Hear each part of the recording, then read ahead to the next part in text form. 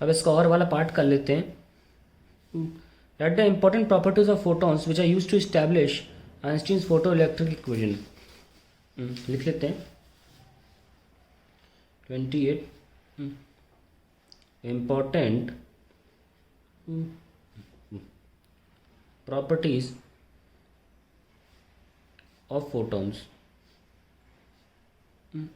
पहली, in interaction with interaction of light, जो photon से बनती है, इन इंट्रैक्शन ऑफ लाइट या radiation with matter, radiation behaves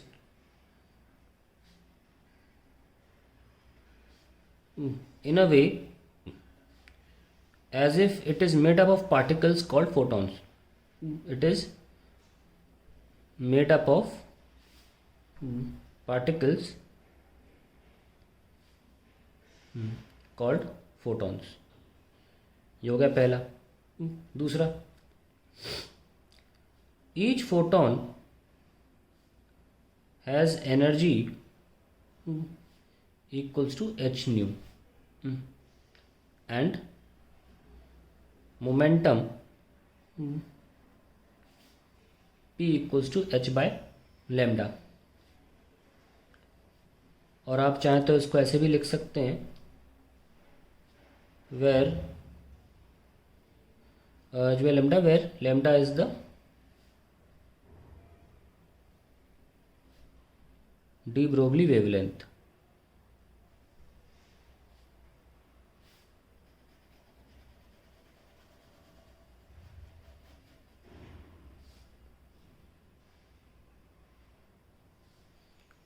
where h is the Planck's constant।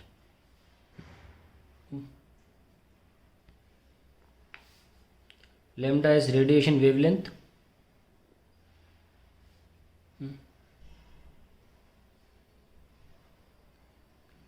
and nu is radiation frequency। चलिए दो bye तीसरी लिख लेते हैं। All photons of light of a particular frequency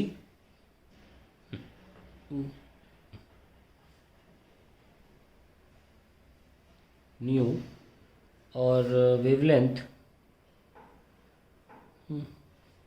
lambda have the same energy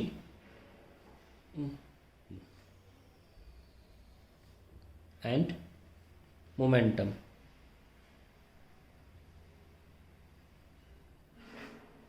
irrespective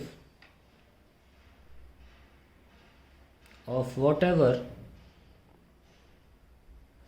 the intensity of radiation is। ठीक है, तो ये तीन प्रॉपर्टीज ऑफ फोटॉन्स हैं जिनके बेसिस पर आइंस्टीन की इक्वेशन लिखी हैं।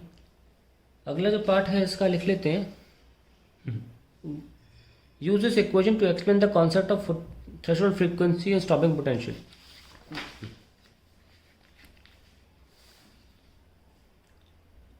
अब आइंस्टीन इक्वेशन क्या है? काइनेटिक एनर्जी मैक्स, सॉरी ऐसे लिख लीजिए पहले, एच न्यू डायरेक्ट नहीं लिखना चाहता मैं, is equals to work function phi naught plus kinetic energy maximum की। तो we can write kinetic energy is equals to h nu minus phi not.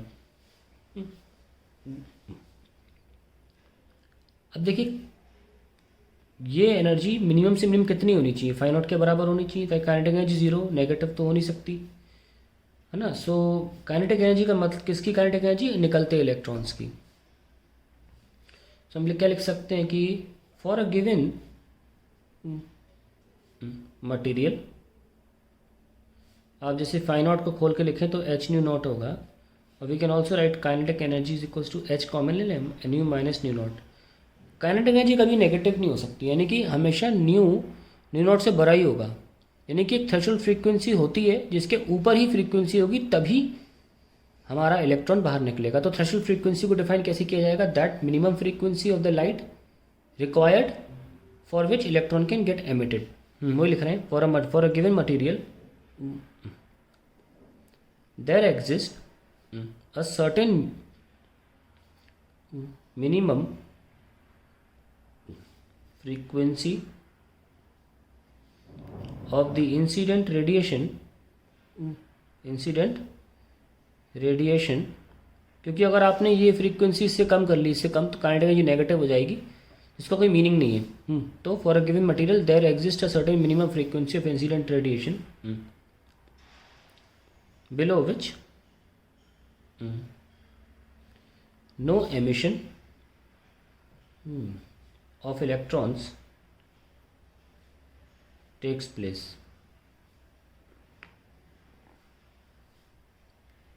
This critical frequency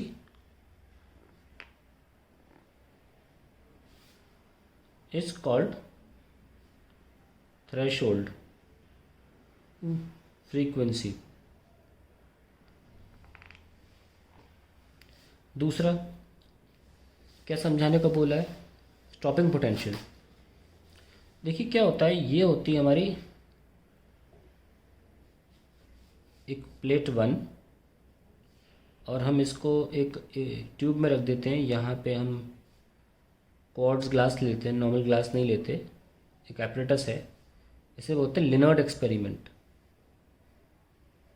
okay,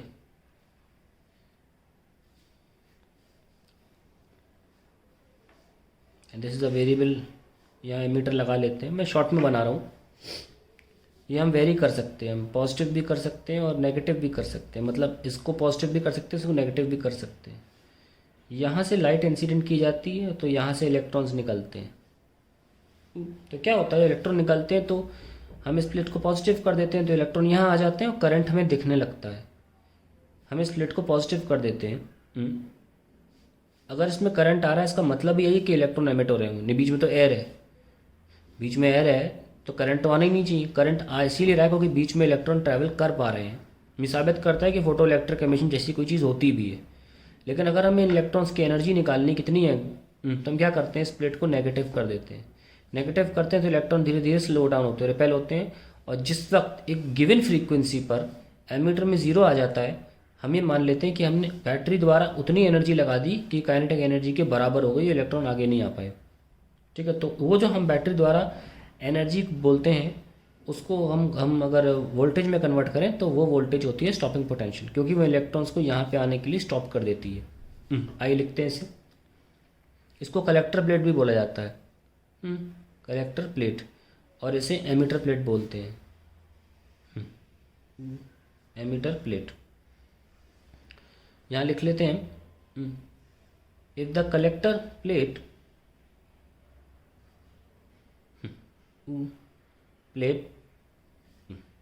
in the photoelectric effect apparatus, ये photoelectric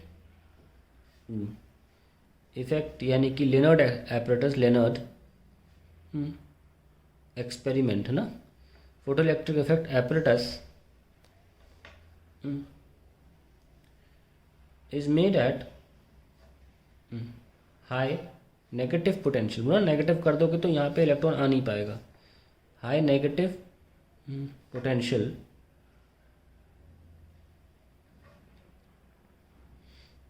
then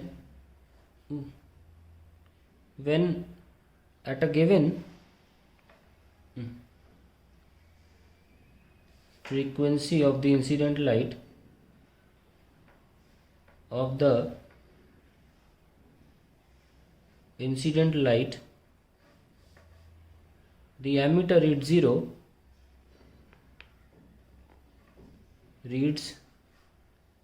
0, that potential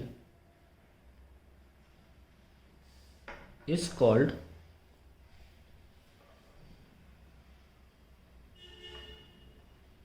stopping potential। ठीक है, तो question क्या पूछा गया था कि यूज इस इक्वेशन टू एक्सप्लेन। तो इक्वेशन को लेकर भी एक्सप्लेन कर देते हैं, जैसे यहाँ भी हमने इक्वेशन यूज करी, यहाँ भी कर देते हैं। कि इनकी इक्वेशन ये थी कि काइनेटिक एनर्जी क्या है, h nu minus nu not.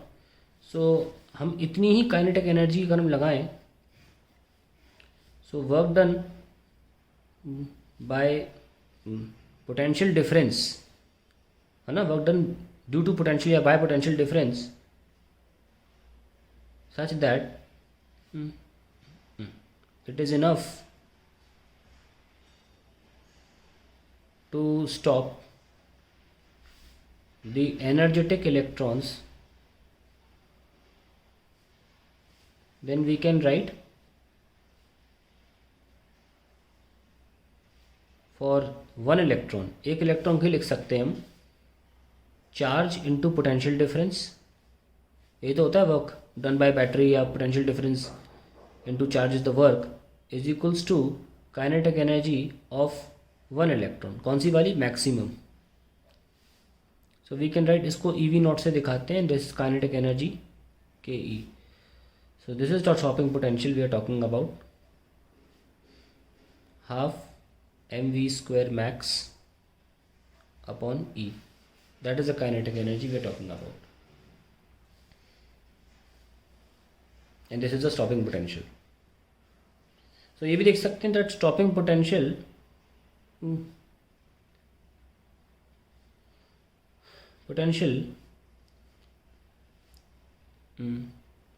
is